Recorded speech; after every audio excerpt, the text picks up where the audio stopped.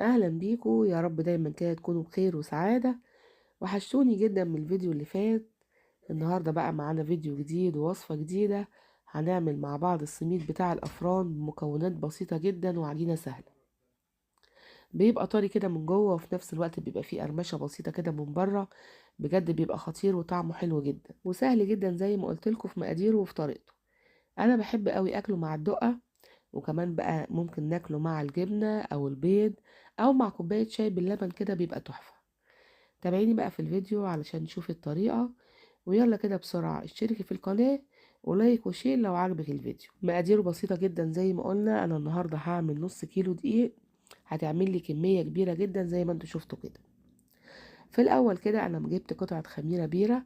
عايزة تستخدمي الجافة مفيش مشكلة، بس بصراحة النتيجة بتاعت البيرة، اللي متابعني عارف ان انا بحب البيرة قوي وبحب نتيجتها.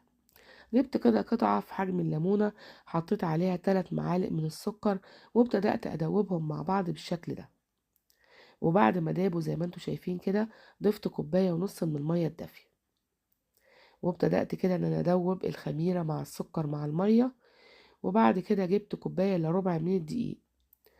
احنا معانا 4 كوبايات من الدقيق، خدت منهم كوباية الا ربع، يعني الباقي 3 كوبايات وربع. وضربتهم بقى كده بالمضرب وقلبتهم كويس قوي عشان ما يكونش فيهم اي تكتلات. وبعد كده هغطيهم وهسيبهم بقى كده عشان اتأكد ان الخميرة بتاعتي شغالة ومية مية. هغطيهم كده وهسيبهم حوالي 10 دقايق. دلوقتي بقى انا جبت كده الدقيق الباقي. انا استخدمت النهاردة 4 كوبايات يعني تقريبا نص كيلو. حطيت عليهم كده رشة من الملح ومعلقة صغيرة من البيكنج باودر. وابتدأت ان انا اقلبهم بالشكل ده. دي المكونات الجافة بتاعتي. زي ما قلت لكم مقاديرنا سهلة وبسيطة جدا. شايفين بقى الخميرة بتاعتي مية مية وشغالة. شايفين الفقاعات اللي عاملاها دي؟ يبقى كده اتأكدت ان الخميرة بتاعتي شغالة وتمام. جبت كده تلت كوباية من الزيت، تلت كوباية بس من زيت يكون كويس، يعني زيت ذرة او زيت عباد. وابتدأت ان انا احطهم على الخميرة كده. وابتدأت ان انا بالمضرب اقلبهم. حلو قوي كده.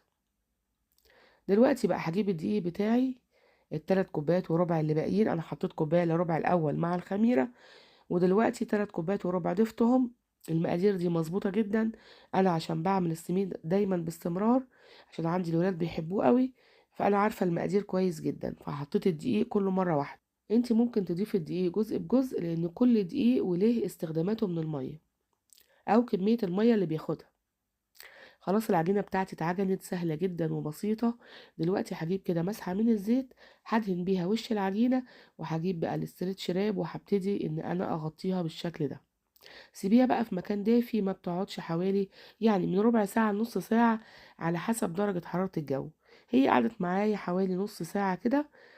وبعد كده بقت بالشكل ده، خمرت وبقت تمام زي ما انتوا شايفين كده. اهو شايفين؟ حلو قوي كده. هبتدي كده اخد العجينة بتاعتي واحطها كده على الرخامة عشان اشتغل فيها. دي نص كيلو. انا بفكركم يا جماعة ان العجينة بتاعتنا النهاردة نص كيلو، كلها 4 كوبايات من الدقيق. هبتدي بقى اقسمها بالشكل ده عشان كل قطعة تعمل لي واحدة سميدة. قسمتها بقى بالشكل ده وابتدأت ان انا اكورها زي ما انتوا شايفين كده. وبعد كده دلوقتي هشتغل فيها. انا هعمل كل الكمية. هجيب بس صينية كده ادهنها دهنة زيت، وابتدي كده اعمل كل الكمية دواير بالشكل ده. اهو انا دهنتها بس دهنة زيت. وابتدأت كده اخد كل قطعة من العجين والفها كده لفة منتظمة عشان اقدر اشتغل فيها بعد كده. حلو قوي كده. عملت بقى الكمية كلها بالشكل ده. اتبقى قطعتين. انا دلوقتي هقسمهم لقطع صغيرة وهقول لكم ليه. وبرضو بقى هعملهم دواير كده زي ما انتوا شايفين. هقول لكم انا هستخدمهم في ايه بالظبط. اهو يبقى انا كده عملت كل العجين بتاعي، اجزاء كبيرة واجزاء صغيرة. خلاص كده انا غطيت العجين بتاعي وهبتدي اشتغل في اول واحدة انا اشتغلت فيها. بس في الاول هجيب الصينية كده واحط فيها كده معلقة من الزيت، وهبتدي ان انا ادهنها. ما تحطيش في صينية مش مدهونة لان ممكن يلزق معاكي. وجبت كده اول قطعة وابتدأت ان انا افردها كده بايديا فردة بسيطة. وبعد كده هبتدي ان انا المها بالطريقة دي زي ما بتعملي عيش الفينو بالظبط. اهو هقفلها كده كويس. وبعد كده بقى هبرمها زي ما بتعملي كده البقسماط. اهو ببرمها كده على الرخامة. لو لقيتيها بتلم معاكي سيبيها دقيقة واحدة وارجعي افردي فيها. هي ما بتاخدش مجهود ولا وقت ولا اي حاجة خالص، زي ما انتوا شايفين كده سهلة وبسيطة جدا.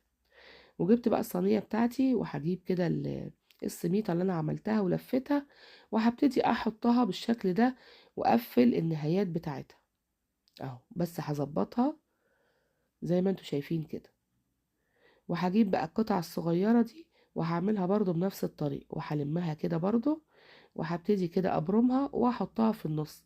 زي ما بنشوف كده السميد في الافران بيبقى فيه كده جزء في النص، او ممكن يكون مثلا جزئين او ثلاثة زي الشباك، براحتكم خالص.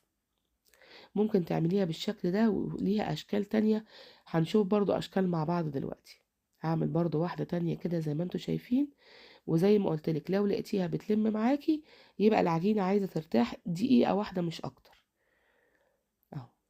فردتها بالشكل ده ولفتها كده وبرمتها، وبعد كده بلمها في الصينية على طول، وبجيب الكرة الصغنونة وبعملها كده جزء في النص زي الشباك اللي بتشتريه من الفرن. اللي انت عاملاه في البيت بيبقى نظافة، وبيبقى الحاجة كده عاملاها بايديكي بتبقى طعمها حلو جدا اهو. زي ما انتوا شايفين كده طريقته سهلة جدا. طيب هنكمل الصينية كلها بالشكل ده. طيب في جزء كده في النص فاضي انا هعمل له كده ضفيرة، بيبقى شكلها حلو جدا. خدت كده قطعة من العجينة برضو وفردتها زي ما انتوا شايفين كده، ولفتها وابتدأت بقى ابرمها بالشكل ده. دي بقى انا برمتها برمة رفيعة جدا زي ما انتوا هتشوفوا دلوقتي اهو. وبعد كده هجيبها كده من النص وهروح رفعها بالشكل ده، وهلف واحدة على واحدة.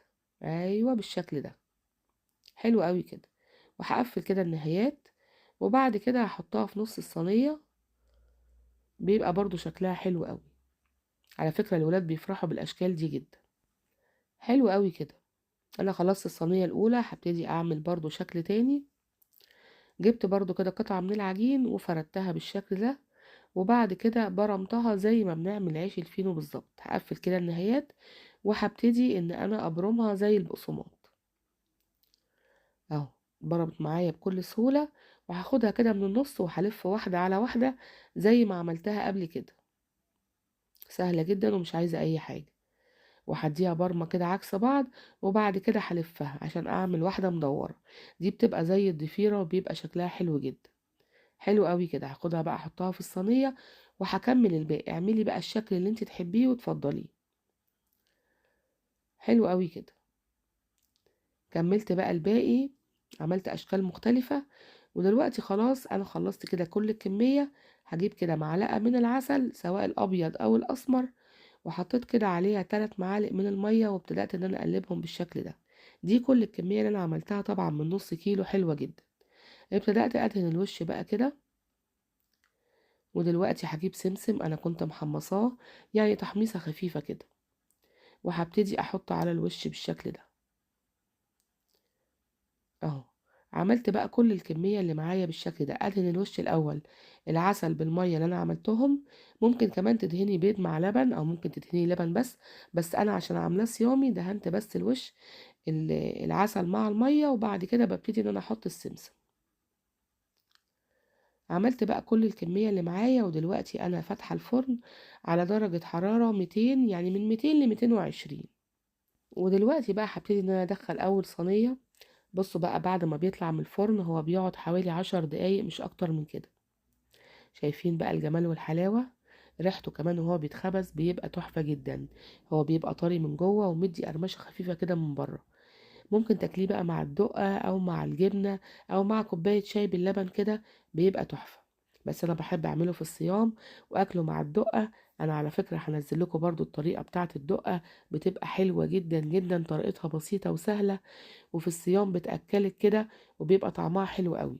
تقدري تاكليها بقى مع السميد ده او مع عيش، بتبقى حلوة قوي. شايفين بقى الجمال، طرية كده من جوه ومدية قرمشة كده خفيفة من بره، طعمها حلو قوي. واللون بتاعها يا جماعة تحفة. طريقته سهلة وبسيطة، هو بس نص كيلو دقيق اللي احنا استخدمناه، مش عايزين اكتر من كده. ممكن بقى تضاعفي الكمية، او ممكن تعملي كمية كمان اقل من كده، الكمية اللي انت عايزاها اعمليها. انا بقى بصراحة بحب اكله مع الدقة، بيبقى طعمه حلو جدا. يعني ساعات الصيام بيبقى فيه حيرة كده في الاكل، السميد والدقة بصراحة اكلة مفيش بعد كده. انا بتمنى يكون الفيديو بتاعنا النهاردة عجبكم، ولو عجبكم بقى ما تنسونيش في اللايك والشير والسبسكرايب للقناة، وتتابعوني على صفحتي على الفيسبوك بنفس اسم القناة مطبخ مرمورة.